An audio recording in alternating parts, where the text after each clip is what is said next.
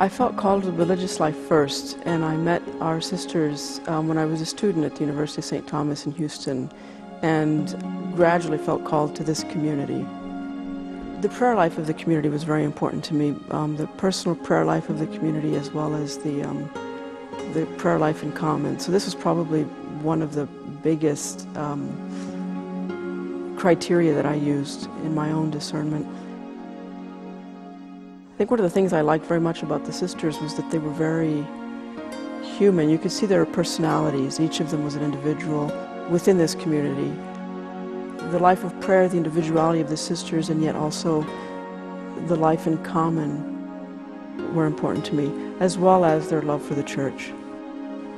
I was asking God what He wanted of me, what He wanted me to do with my life, where I would be happiest in life, where I could serve Him in the church with my life. The questions that most, I think, youth are asking: what am I supposed to do with this life that I have? You only get one and you don't want to waste it. So you want to do well. I'm amazed that they've asked me to go to Rome to study. I'm amazed that they saw in me the potential to do this, particularly since there's been no precedent for somebody to study in Rome like this. I'm a student at the Pontifical Gregorian University. I'm working on a license in dogmatic theology. A license is kind of, it's a professional church degree. Just as the state of Wisconsin will license people to study, to practice law or to practice medicine, the church licenses people to do theology.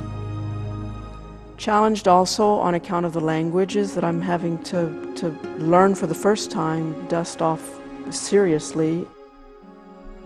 Study of the New Testament is done in Greek. You can't begin to study the New Testament without doing any work with the Greek. Any research I'm doing, I have to use original documents, and so if they're in Latin, I got to use the Latin. Greek, obviously, for the New Testament. French, I got to use the French. Italian. So the language requirements have been a real challenge for me. Scripture is the key to everything, and it's the key in which Vatican II wants contemporary theologians to do theology.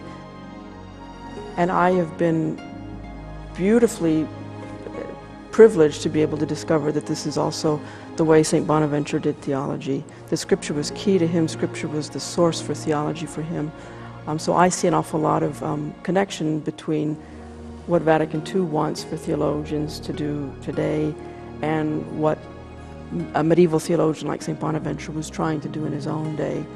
One of the apostolates, one of the ministries in which we're actively involved is teaching, and so as teachers we need to maintain ourselves as educated women. I wanted to study theology even before I really thought I wanted to be a sister.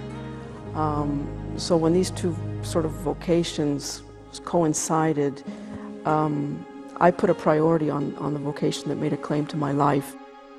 It's important that as much as we focus on what makes our community, the Franciscan Sisters of Christian Charity, particular in the church, we also need to, at the same time, focus on what's universal in the church.